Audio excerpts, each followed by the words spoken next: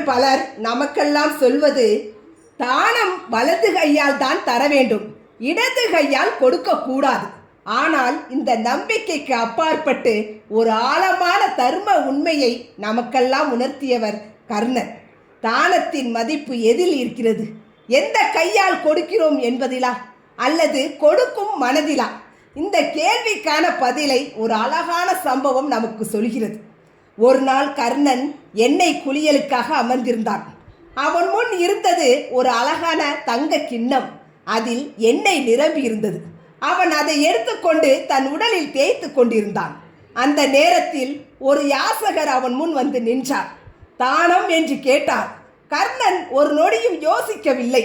அவன் அருகில் இருந்த அந்த விலையுறுந்த தங்க கிண்ணத்தை இடது கையால் எடுத்துக்கொண்டு அவரிடம் கொடுத்தான். யாசகர் மகிழ்ச்சியுடன் சென்றார். அதை பார்த்த நண்பன் கேட்டான், கர்ணா, இடது கையில் தானம் கொடுக்கக்கூடாது என்று உனக்கு தெரியாதா? வலது கையால் கொடுத்திருக்கலாமே என்றான். கர்ணன் சிரித்தான். அவன் சொன்ன வார்த்தைகள் இன்றும் தர்மத்தின் உச்சமாகவே இருக்கின்றன. நண்பா, மனித மனம் ஒரு நொடியும் நிலையாக இருப்பதில்லை. நான் வலது கையால் எடுக்க சில நொடிகள் எடுத்தால் அந்த நேரத்தில் என் மனம் மாறிவிடலாம். இந்த தங்க கிண்ணம் விலை உயர்ந்தது. இதை கொடுக்கலாமா வேண்டாமா என்று மனம் சிந்திக்க தொடங்கிவிட்டால் என் தானம் தவறி போகலாம். அதனால் தான் தாமதமின்றி உடனே கொடுத்தேன் என்றான்.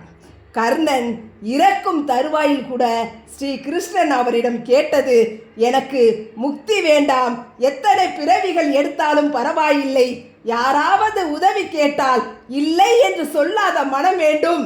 தானம் என்பது கையில் இல்லை, அது மனதில் உள்ளது.